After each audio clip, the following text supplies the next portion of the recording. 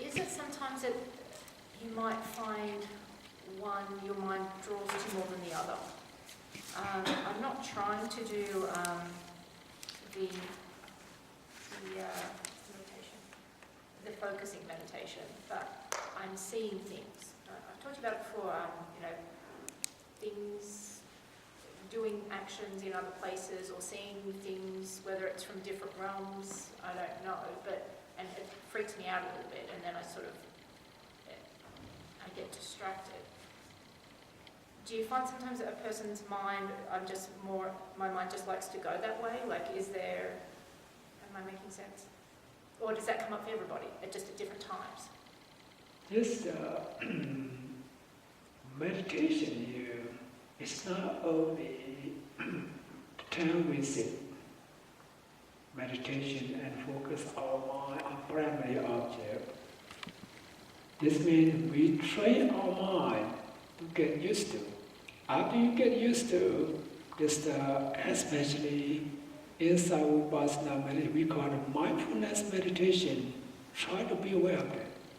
As you see your mind changing, you have to know it right away. Oh, my mind is changing.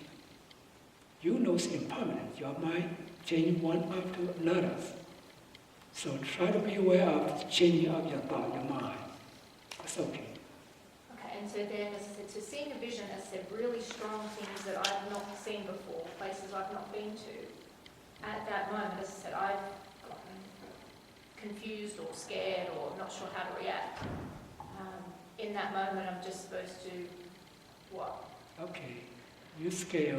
At a moment, so what type of consciousness? That's unwholesome. So, what type of consciousness? Dosa. Mm-hmm. So you scared the dosa. So, this dosa, you should know it's dosa. Oh, dosa arises. When you know, who knows that? Wholesome consciousness. Connected with wisdom. When you know that, no scared. Anger, animal. Because the same moment, two types of consciousness cannot arise together. So try to be aware of what happened. See, we study this 81 type of consciousness as meditation objects. So your anger arises this meditation object. Just try to be aware of that. You see very fast, one after another. Because I'm used to thinking that way with thoughts, or you're thinking and planning, and so those sorts of things I can sort of name a list, but this other stuff that's coming out, and it doesn't happen very often, but that's sort of throwing me a little bit. Just try to be aware of that. Try to be aware of that. Good or bad, it doesn't matter. So if you see as form, as vision, as picture, become concept. It's not really. See that? So you see as consciousness, as thought, as mind, it's no form, no shape, just nature. It's the right way to be aware of it. So try to be mindful. Try to be mindful. Mostly our mind, right? Our mind, we cannot control it. So you don't want it, but it's still arises. So think about uncontrollable. So see the nature as uncontrollable non-self.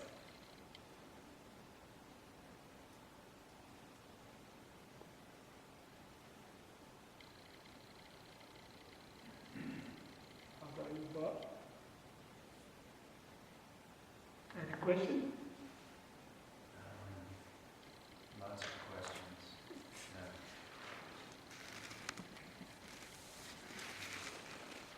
It's just a kind of comment.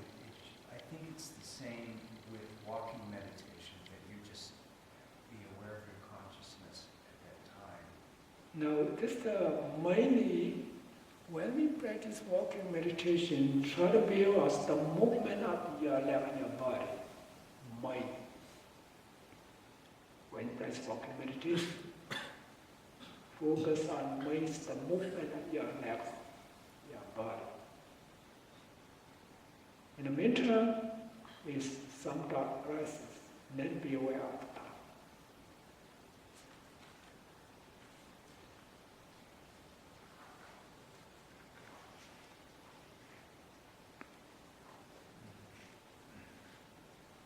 There are question.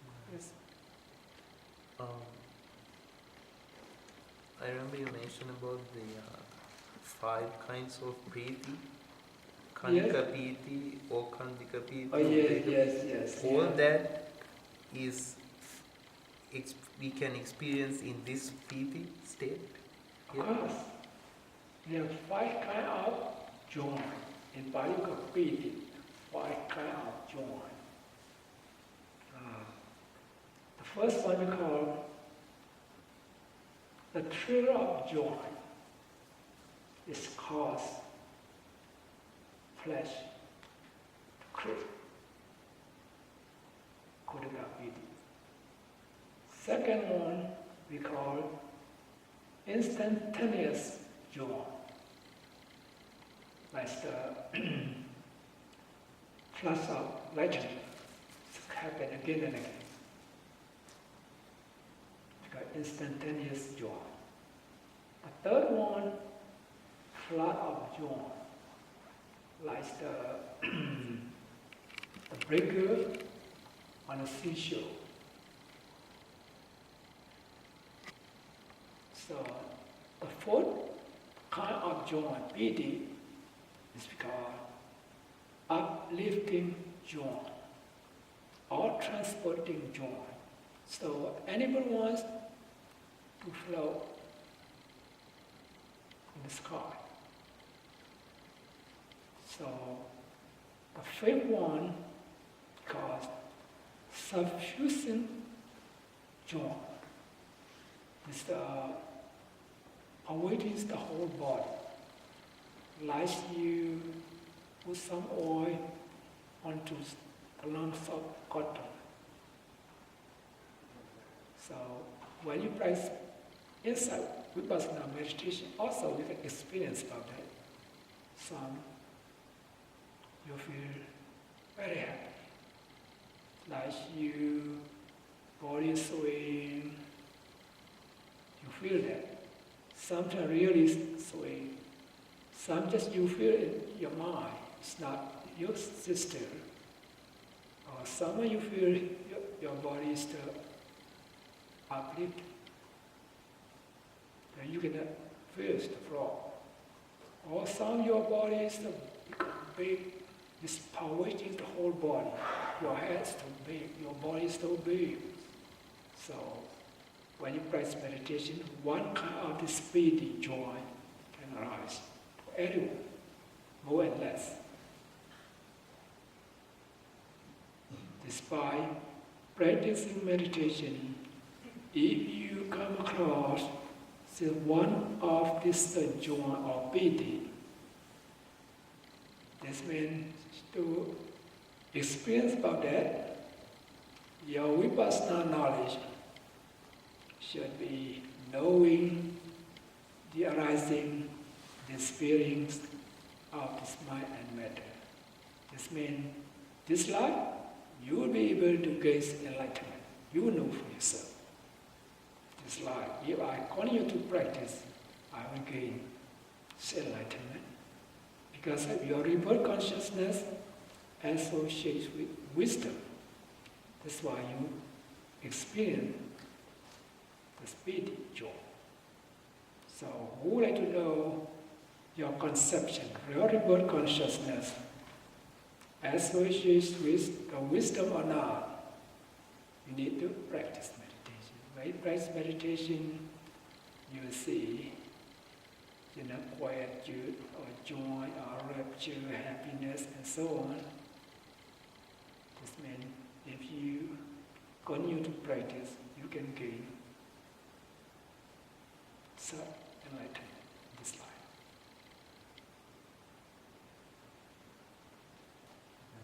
Yes? This is probably very basic, but the vipassana meditation and samatha meditation can be practiced in the same sitting, right? Yes.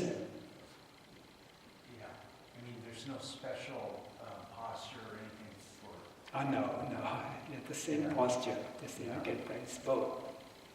And vipassana is,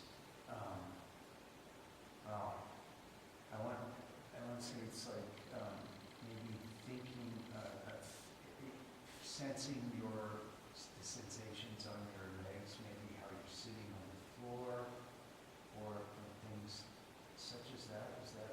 So please remember, what type of meditation you practice, it doesn't matter.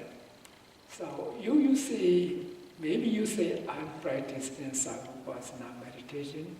If you not see the characteristic of this mind and matter, still is samatha meditation. Samatha is mean concentration.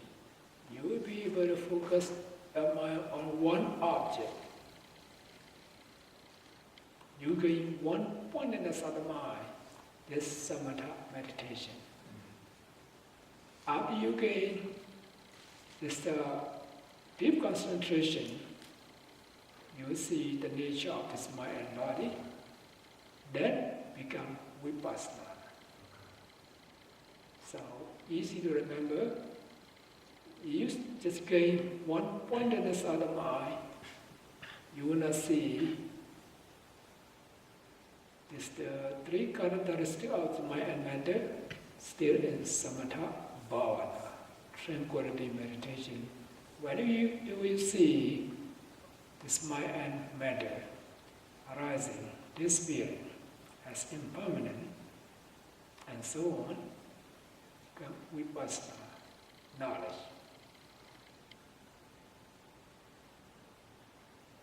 So as much you practice meditation, you will not see this the phenomena of this mind and matter.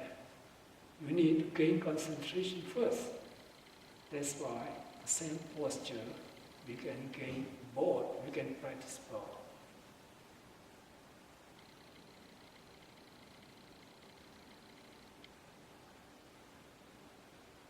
Okay, I have a question. The Arupa Avachara, is it dangerous that to be in that state? I know one of the Buddha's teacher went there and Buddha couldn't teach anything to him. It's not dangerous. It doesn't say that dangerous. This sublime state, this means this the formless sphere fall. The noble person can live there. Oh, okay. Can live there. They can gain the first stage of sainthood right there. If you are still Buddhujana, ordinary or worldly person, this means you don't gain any enlightenment, right? So you just gain only jhana. By the power of this jhana, you're born as the Brahma in the formless sphere. Their lifespan, exactly, lifespan. After the lifespan expires, they will come down to sensual sphere. That's why Buddha said, who lives still as Buddhujana, ordinary person, or worldly, they don't, because they no form, right? Just only mind. You don't have eye, you don't have ear, you cannot see the Buddha, you cannot hear the Dhamma. That's why this is not a good place for Buddhujana, ordinary person. So the Buddha's teacher was in the Putujana state? Yes, Buddhujana state. They have Arhan too. So,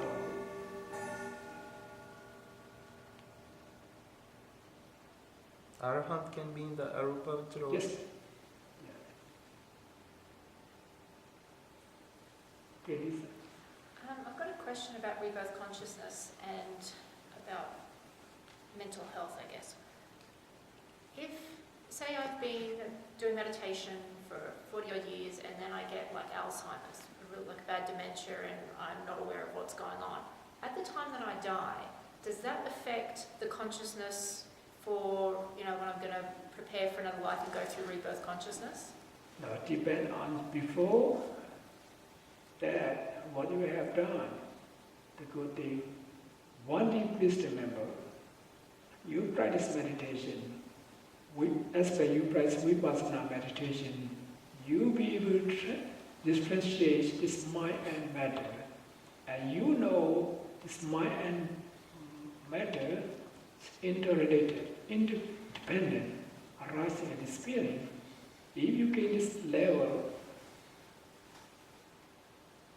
after you die, your rebirth consciousness will take place in a good existence. Don't have to worry about. I just read some different things, like the Tibetan Buddhists talking about being very aware of, when you are dying and, not having any medications that are going to alter consciousness. So that's why I was wondering. So you don't have to worry about that. So it's not going to inhibit anything. Yeah, no. So, who would reach to this was, vipassana knowledge, differentiates the mind and matter, no intercourse. In fact, this person is die, even forget, becomes someone and die, go to good existence. That's why, before something happens to us, we need to prepare, get ready.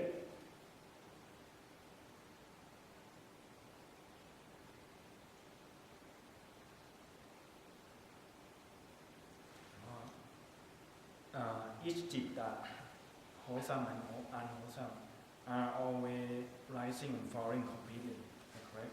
Yes. How is it possible that jhana can be sustained? Yes, because this means jhana. After you get first jhana, for example, you'll be able to focus your mind on this one object that has 5 factors, right? Vitakka, vichara, piti, sukha, ekagata. So always you practice that. So even this close to your death, before you die, now I don't have to depend on anyone. I can depend on anyone. So what I used to practice, just focus on the object of your meditation. This means the jhana factors, you can sustain that. We concentrate on object. There's the sustainability of piti, joy, happiness, one-pointedness, and then die. After you die, you are born in Brahma. You get first jhana, you will go to first jhana plane. Even this consciousness rising in the spin, the power of this jhana then produce rebirth consciousness, the good existence.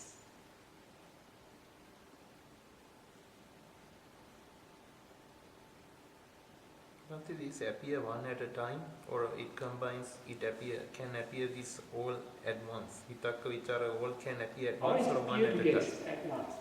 Because this initial application, sustainability, joy, happiness, one-pointedness. This means mental factors. We will study later. Next week we will study about the mental factor. This mental factor, they arise together with the consciousness, arise together, the spirit together.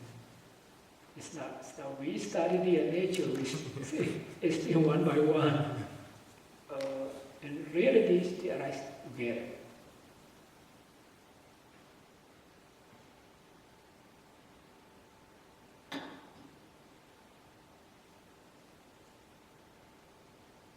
So next week we will study the 52 mental factors. We already experienced about that. Just remind our this one. Very interesting. Just in Buddhism, we can study about that. It's a modern term nowadays. Scientists, they cannot, know about the semantic factors.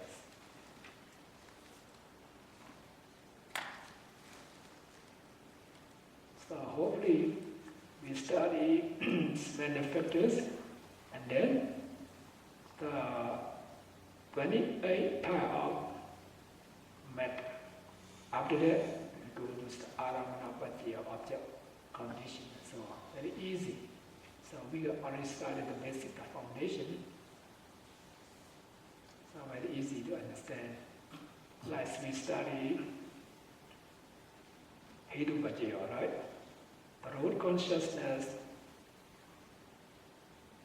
interrelated to consciousness. See that, right? So if this lobha, root is lobha, what is consciousness? Lobha citta. Hey, see that? So it's not all 121, so we know that. And cetasika, mental factor, so we study about that. What are they?